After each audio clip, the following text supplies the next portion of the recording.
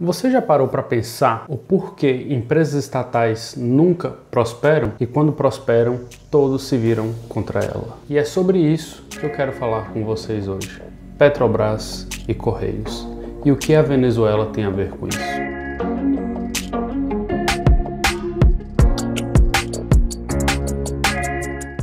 Bom, pessoal, analisando friamente por qual motivo as empresas estatais nunca prosperam e quando prosperam elas viram um problema. A gente pode ver o que tem acontecido com a Petrobras. Só que eu lembro, já se passaram pelo menos 4 presidentes e eu duvido que até mesmo os crachás desses presidentes tenham ficado prontos. O ponto é, sendo bem direto com vocês, se uma empresa não dá lucro, alguém tem que colocar dinheiro nessa empresa. E se a empresa é estatal, quem coloca dinheiro? Fala, produção. É isso mesmo, a produção falou. Nós, Darley, eu nunca desembolsei R$1, 1 centavo. A gasolina era mais barata. Pessoal, hoje, no dia 20 de junho, aqui onde a gente está agora, são exatamente 6h56 da tarde. A gente está 4 horas atrás do horário do Brasil. Eu tenho um impostômetro aberto e a gente já arrecadou no Brasil 1.354.157.300 e lá vai porrada mil e alguns reais e alguns centavos. E eu vou colocar aí um vídeo curto na tela só para vocês acompanharem o quão rápida é essa arrecadação. Então, indiretamente, pessoal, a gente paga por todos os prejuízos da empresa. O problema da gasolina na Petrobras, o problema do preço da gasolina não é a Petrobras. O problema do preço da gasolina é o que ninguém quer falar. É o fiscal do Brasil, que é uma zona, é um cabaré, essa é a palavra, desde do governo Lula, desde quando o FHC entregou. O problema do Brasil é que a gente sobretaxa os pobres com impostos, no consumo e aí sobra cada vez menos. O problema do Brasil é o imposto sobre a gasolina que agora que estão reduzindo. O problema do Brasil é que devido a essa desorganização,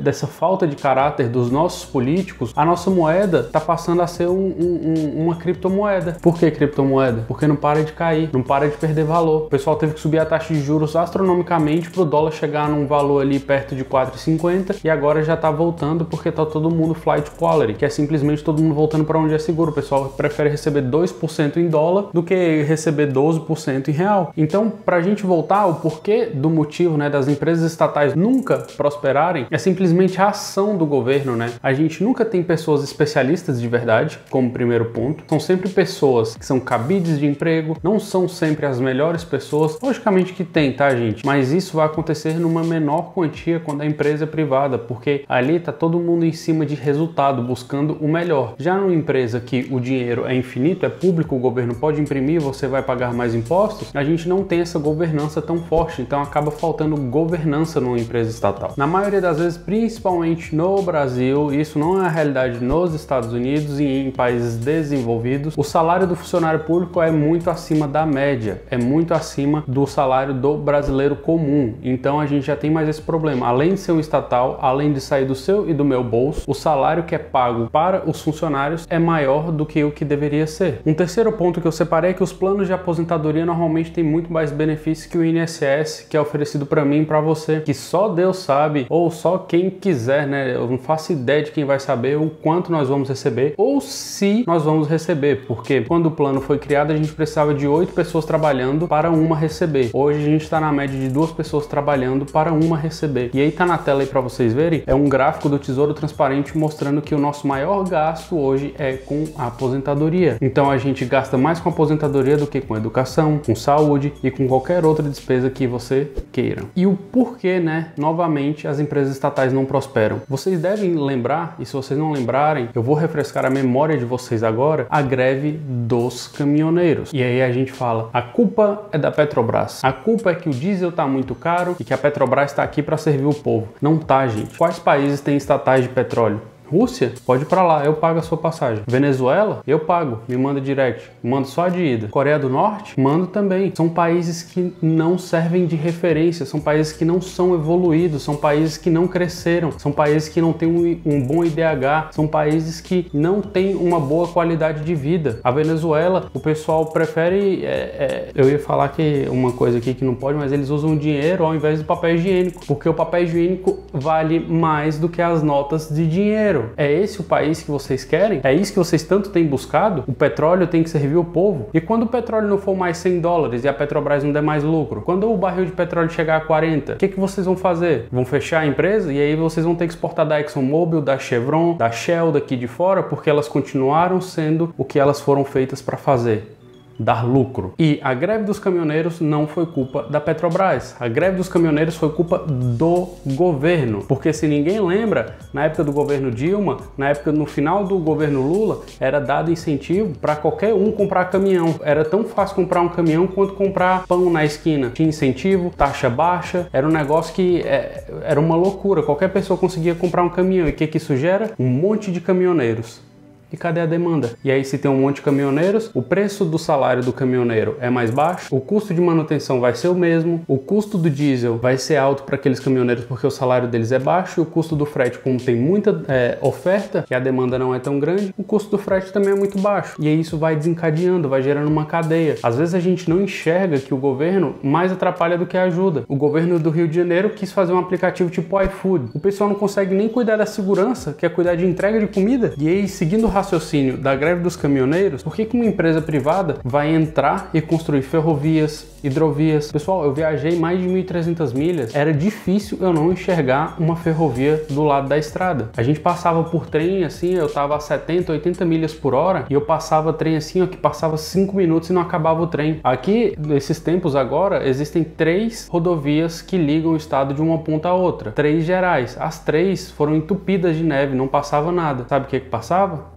Trem. Então, se o Estado fica se metendo, dando incentivo demais para uma única categoria, e eu não tô falando que ele tem que dar para as 3, não, ele não tem que se meter, ele tem que cuidar do que ele foi feito para fazer. Se ele não faz nem o básico, para que você vai fazer o avançado? Quando eu não consigo fazer algo, eu peço para a produção fazer. Quando eu não tenho capacidade de fazer a construção de uma planilha de investimentos mais elaborada, uma base de dados no Excel, eu peço para quem fazer? Para a produção, porque eu reconheço a minha incapacidade. Mas o problema é que políticos, como o dinheiro não é dele, ele pode arriscar, ir lá e ele só erra, porque é o meu e o seu dinheiro sendo gasto, e é por isso que as estatais não prosperam. E Darley, o que a Venezuela tem a ver com isso? A Venezuela foi sustentada por petróleo por muito tempo. Quando o querido Maduro, que tá verde até hoje, é uma péssima piada, mas ele tá verde até hoje pela incapacidade e ignorância daquele cara, ele estatizou a maioria das empresas, as empresas que não vendiam no preço que ele achava que era justo, ele simplesmente ia lá e fechava a empresa, ou obrigava o cara a vender, o dono, a dona da empresa a vender naquele preço, seja queijo, seja leite, devido a uma hiperinflação. E aí, quando acabava, aquelas pessoas não produziam mais.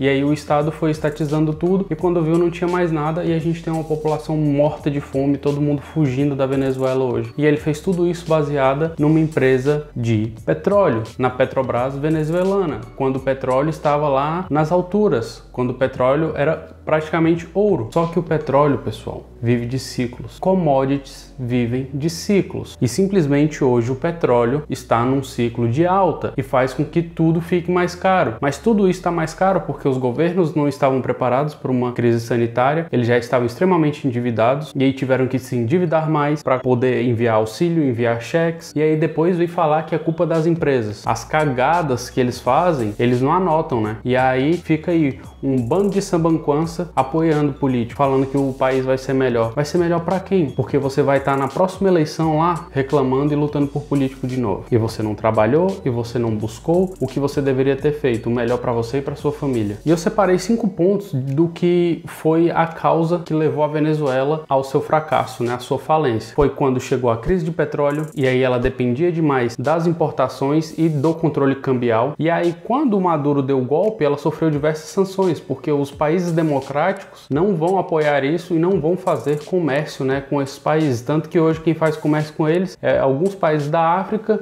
e o Irã, que vive em guerra com todo mundo, que tá lá, vive fazendo teste de arma nuclear. É esse tipo de país que vocês querem viver? Num país onde a gasolina é barata e você não tem o que comer? Eu não sei vocês, mas quando eu tive que tirar a gasolina do galão para colocar no tanque do carro, é amargo. Eu não consigo tomar e nem viver, comer de gasolina. Você anda a pé, mas comer gasolina você não come. Você quer gasolina barata? A Venezuela tá lá. Vai lá, atravessa a fronteira. Toma banho com gasolina, porque nem água potável tem direito no país. E depois de tudo isso, todos esses pontos que eu falei para vocês, esses dois pontos, né, relacionados à Venezuela, a gente teve a hiperinflação. E aí a gente tá falando de 60%, 80%, 100%, 1000%. Lá não falta zero para colocar no percentual de tanta inflação que teve. A gente tá falando de você ir comprar um arroz hoje ser R$5, você chega lá amanhã, R$20 não compra um pacote de arroz que você tinha comprado por 5 no dia anterior. E isso não é o comerciante, pessoal. O que vocês têm que entender no supermercado é que ele vive de fluxo de caixa. Aquele pacote de arroz que tá lá, ele já tá devendo ele nem pagou. Mas quando você comprar aquele pacote de arroz, vai servir para ele comprar os próximos que virão para você comprar de novo. Então olha só, olha esse fluxo. Ele pega a mercadoria a prazo e aí normalmente ele tem de 30 a 90 dias para pagar. E aí a próxima carga vai ser 4, 5 vezes mais cara do que aquela carga. Então se ele vende no mesmo preço que ele comprou, como é que ele compra a próxima carga? E aí não tem arroz nem para ele nem para você. Então é por isso que às vezes os preços sobem mais rápido, porque ele não tem dinheiro para pagar aquilo ali. Ele precisa vender mais caro para conseguir pedir, né, para conseguir encomendar a próxima carga, porque o supermercado vive de fluxo de caixa. E depois disso a gente teve uma crise política. A gente teve o Juan Guaidó tentando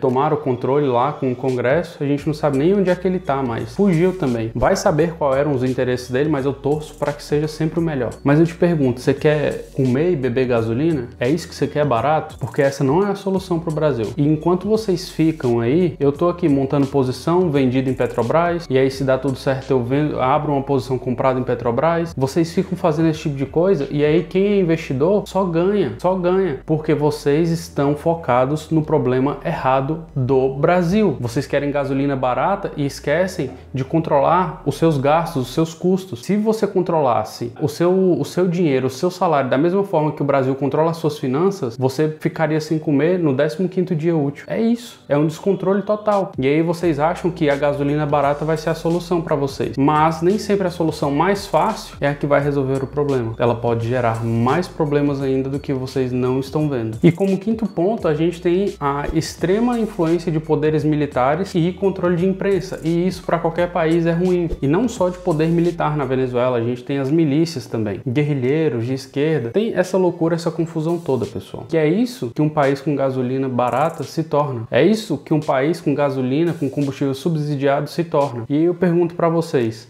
acham mesmo, depois de tudo que eu mostrei para vocês, do impostômetro que eu coloquei para vocês acham mesmo que o problema do Brasil é o preço do combustível ou é a falta de uma boa administração e de uma administração séria? Porque até hoje aquilo ali é só um circo. Tamo junto e é só o começo.